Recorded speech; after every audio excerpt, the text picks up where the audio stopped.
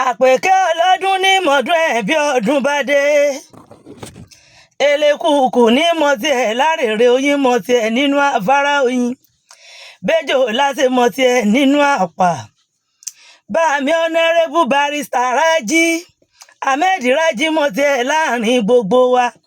báàmí Rájí òkè ẹ̀sà ẹ̀kú ọdún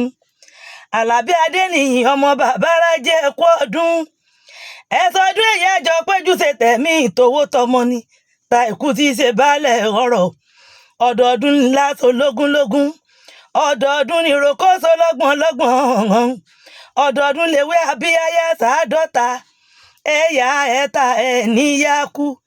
ikú ọ̀wá nífìlẹ̀ ẹ̀yìn ṣòde àrùn onífìlẹ̀ ẹ̀yìn ṣọ̀dẹ̀dẹ̀ gbangba ta onígbà yín lójú báàmí ọ̀nẹ́rẹ́bù barrister Ahmed Rájí ikú ọ̀wá nífìlẹ̀ ẹ̀yìn ṣòde lọ́wọ́n ọba àrùn onífìlẹ̀ ẹ̀yìn ṣọ̀dẹ̀dẹ̀ bọ́bá dàmọ́dún àjọfà ìkúdẹ́gbẹ̀ẹ́ra ni ọmọ Rájí Adéríbigbé Àkànbí mọ gbókè àwọn bàbá rẹ̀ lónìí òní lọ́jọ́ bí rẹ̀ tàbí ọlọ́mọ happy birthday to you àti sàmọ́dún àjọ péjú ṣe tẹ̀mí ni ilé ọmọ asẹ́yìn àròlú ọmọ oníbẹ̀bẹ̀ aṣọ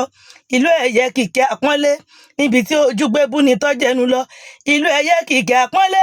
níbi tí aṣọ òfin ti gbéwù yìí lọ́rọ̀ wọn Olúpọ̀jọ́ bí ń bàbá yín oníbẹ̀bẹ̀ aṣọ ẹ̀yin ọmọ òróǹjẹ ń sọ ọmọ àbẹ̀jọyè ẹ̀mẹ̀wà àti sàmọ́dún àjọ péjú ṣe tẹ̀mí ni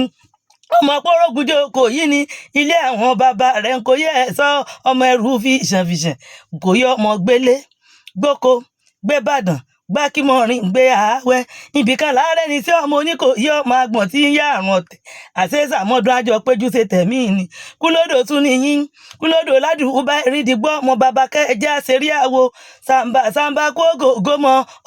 ti jẹgun kúlódò ẹ̀tọ́ òkú jẹun ẹ̀ta àyè sọ̀rọ̀ òmùníwádò ní múni relé ọ̀yọ́ mọ̀ mi ọ̀yọ́ nílé àwọn bàbá ẹ̀yìn erídìgbò ọmọ bàbá kẹjá ṣeré àwo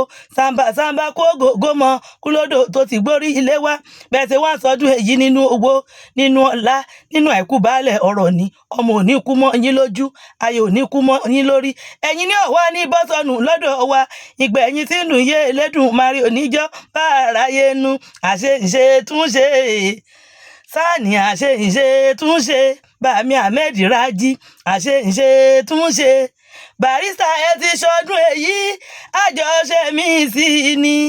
àṣeyìnṣe túnṣe.